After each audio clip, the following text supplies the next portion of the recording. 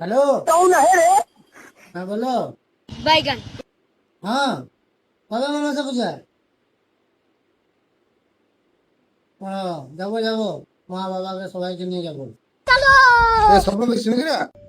কটা পাঠায় নিয়েছো দাদা? হ্যাঁ এলাম। अच्छा।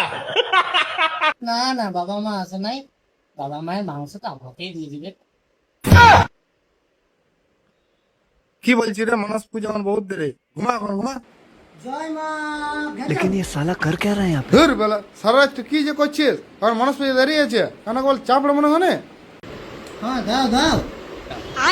আরো জিজ্ঞেস করছে, মাংস আবার জিজ্ঞেস করে নাকি? দাও দাও আরো দাও দাও।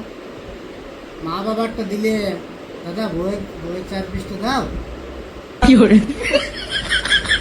দাদা, ভুলি গেলে আর বেটা 2 পিসটা দিবে নাই? দাও।